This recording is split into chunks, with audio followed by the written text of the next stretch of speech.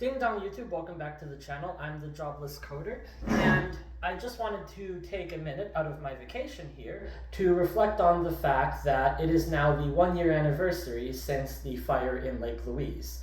It's the 3rd of July, well, at least for me it's still the 3rd because I'm still up, but it's transitioning into the 4th.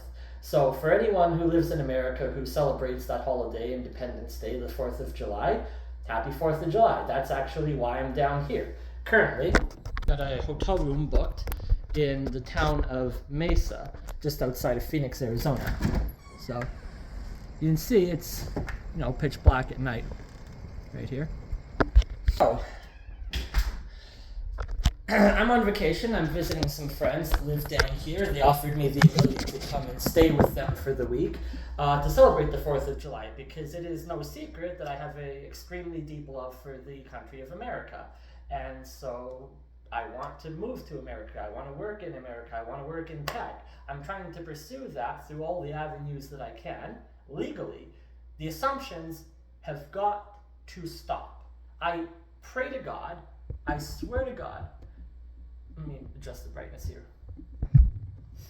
The assumptions about me and who I am and what my intentions are with my life have got to stop, because the consequences for false and misleading and frankly just untrue assumptions about me have now escalated to the point that I nearly got arrested this morning trying to cross into, last night actually, trying to cross into American border as a Canadian tourist because of false and misleading and inaccurate assumptions that people just make about me and my life.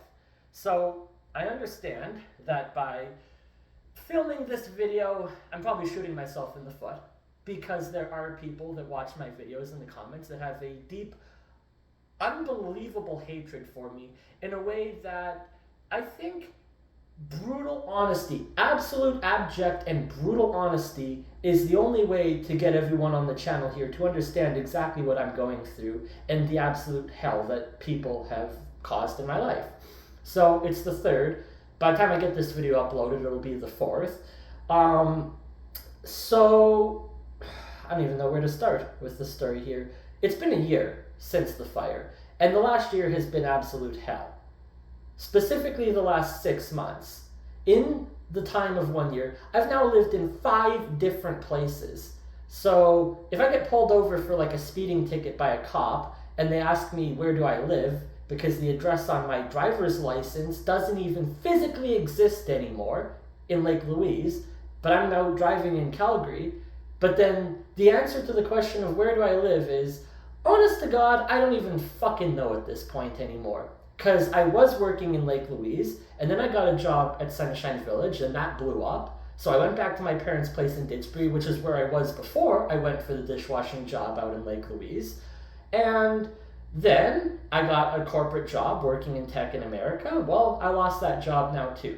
So that's what I mean when I say they're haters in the comments, because they're going to have a fucking field day right now. They're going to celebrate their own 4th of July over the fact that they have caused systematic destruction in my life.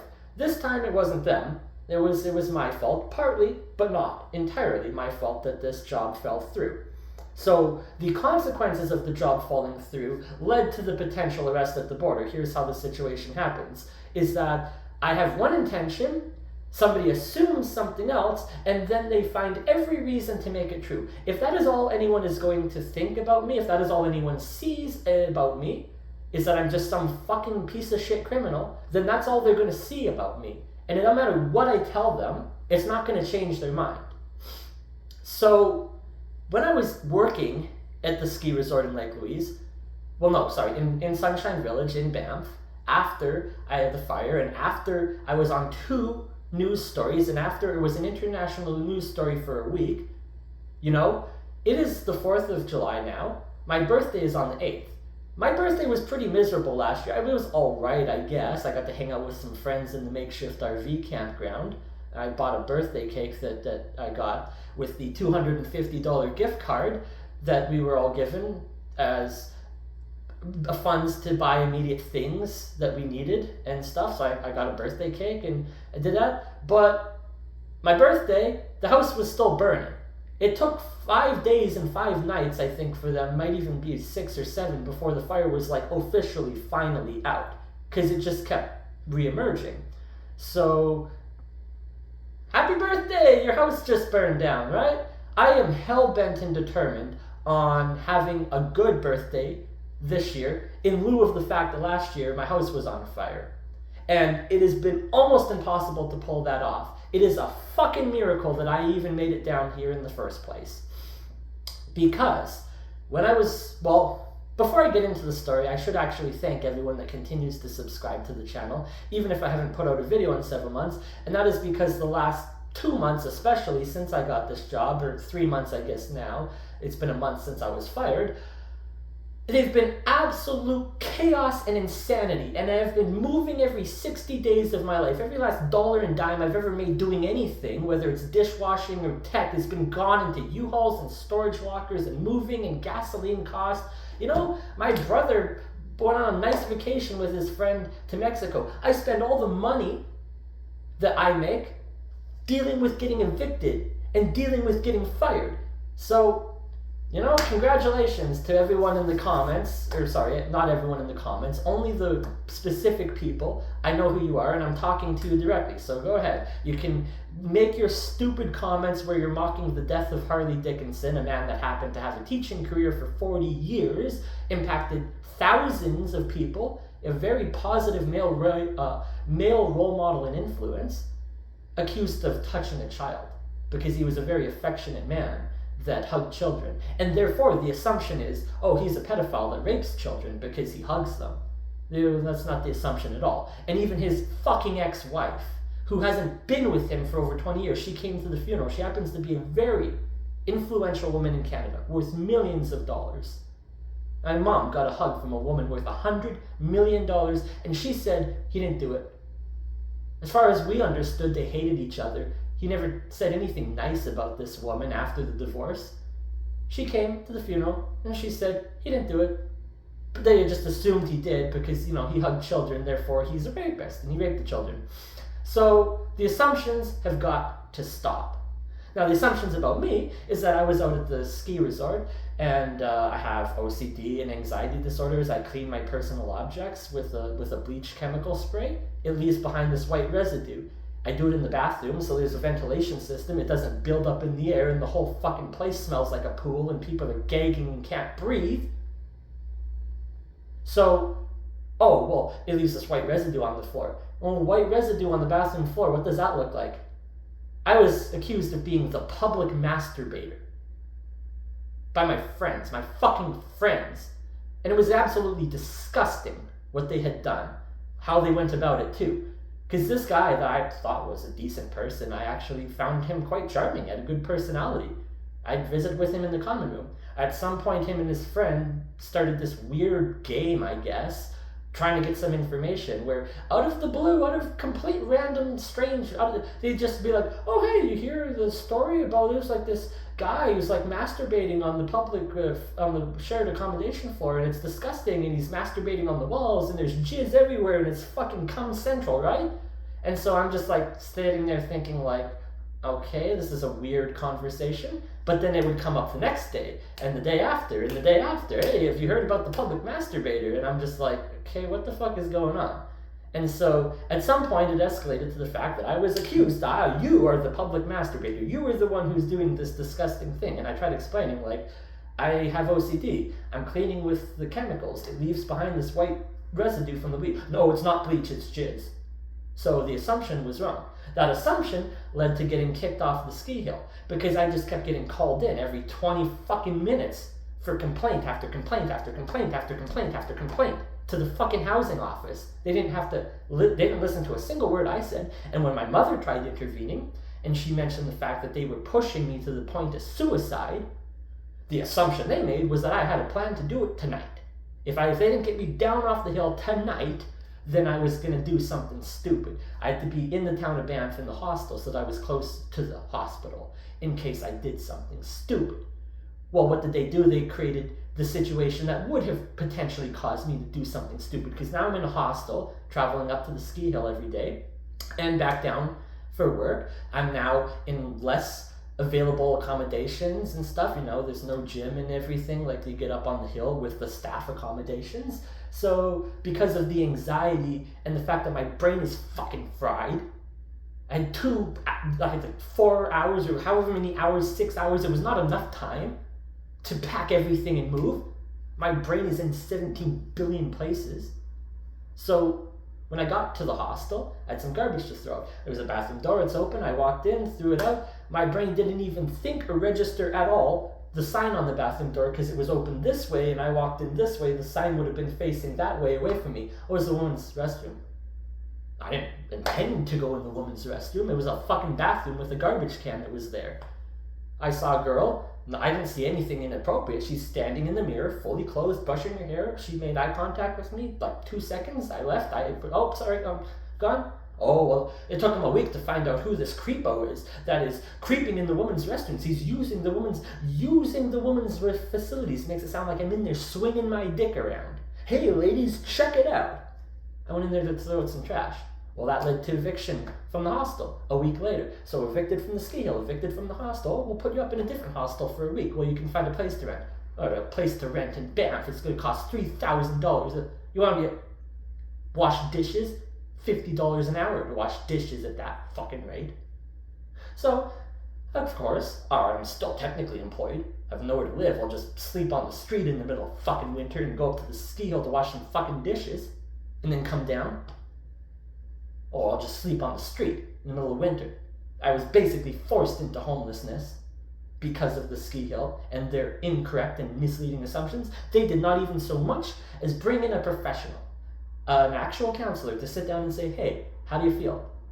Are you going to kill yourself? Do you want her? Do you have a plan? No, they just assumed. You know what I say about assumptions? It makes an ass out of you and me, because the assumptions are always wrong. So, I come back to Calgary, I live with my parents, I'm applying for tech jobs, I get this corporate job. Again, nothing but false and misleading assumptions. They had assumed that because I had some experience working in tech, even at the corporate level, that I would be at the level of my coworker Matt. Matt is in his late 40s, he's like 20 years older than me. I was in grade 3 when this asshole graduated from SAIT with a certificate in tech or whatever. Oh, well, they fired me because I didn't meet their expectations. We had such high hopes for you. You're going to be just like Matt. I'm going to be just like this guy that has 20 more years experience than me. Sure. Yeah, that's the assumption they made. Why in God's name did they think I was just like Matt? And that's all I heard. And that was their biggest mistake. How this job fell apart was that they did not hire Evan for a job. They hired Matt 2.0.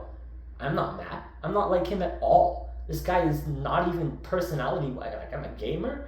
I game and play with my friends on Discord. Oh, what do you do for fun? Oh, he does gardening. He has like this big property. He lives an hour out of town. He commutes in twice a week for work. He works mostly from home remotely. He commutes in, right? So, again, you know, the assumption is that I have the skills and experience of someone that is 20 years older than me. And when I failed to meet that, well, they terminated me, basically. You know? Nobody wants to hire me for what I am capable of. They want to hire me for what I am capable of 40 years from now, after 40 more years of learning this shit.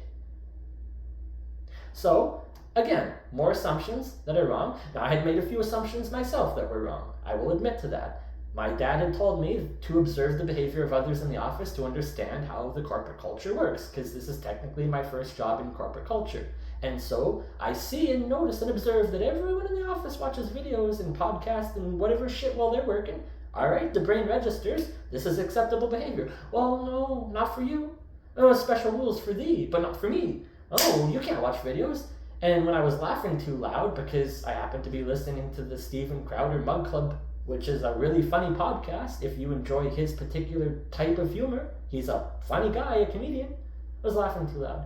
Caused a distraction in the office. The assumption was I was not doing any work at all. Nobody bothered to ask, oh, hey, I noticed you're causing a bit of a distraction. Can you, show me what you've accomplished in the last hour? Oh, yeah, sure. Here's all the code I wrote. Well, I was laughing too. You know, it's like you turn on the radio in the car and you crash your vehicle because you can't multitask.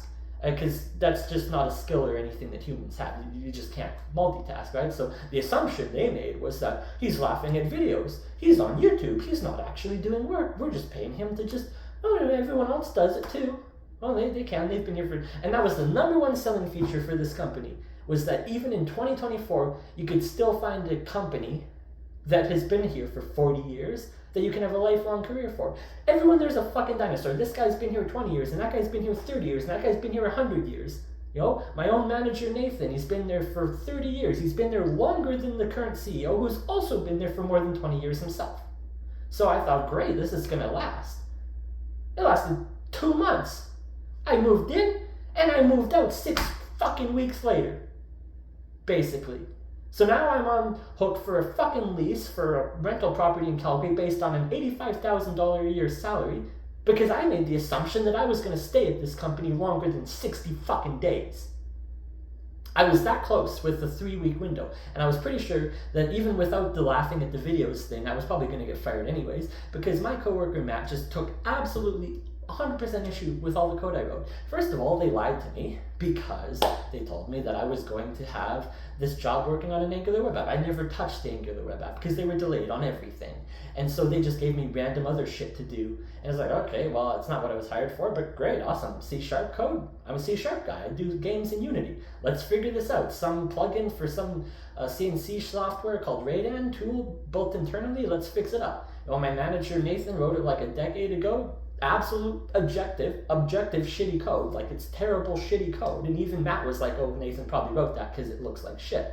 Oh yeah, he can keep his job and write all the shit code all day long he wants. Oh, Matt didn't even test the code. It worked. It did everything that required. Everything. I showed the engineers that were going to be using this tool. They thought it was great. Awesome. Perfect. We love it. Nathan, perfect. We love it. I was told I was going to work every day with Matt. He was going to be like my mentor. That was a lie. He works from home mostly because he lives an hour outside with his garden. And so the assumption I made is that I'm going in and he's going to be a mentor figure that I'm going to get to know and learn things from. The only time he ever came into the office was Monday and Friday, and even that was a lie too, because he would come in for 2 hours at a time and then fuck off, and the only time he came in was to criticize all the code that I wrote, based exclusively on the fact that he didn't like the way I named things. Schedule 6 hours of meetings to go over fucking definition of words in the dictionary. I had a printer class for printing messages to the console, because print is a key word in like 80% of coding languages that indicate print this message to the console. Well, that's not a printer. It goes on a 5-minute rant. A printer is an object in an office that spits out paper, blah, blah, blah, blah, blah. You must call this a logger class. Okay, I'll change it if it matters that much to you. Sure, okay, change it. Logger. Well, you know what? Logger is also a synonym for a guy that drives down the highway with logs in the back of his truck. So don't give me that shit that it's a synonym and I don't like the word that you used. So I lost the job. I had this vacation planned in January because I was hell-bent and determined on having a good birthday. It's my fucking birthday 4 days from now. So I had booked the flight. I even had the time for vacation approved by the company when they terminated me.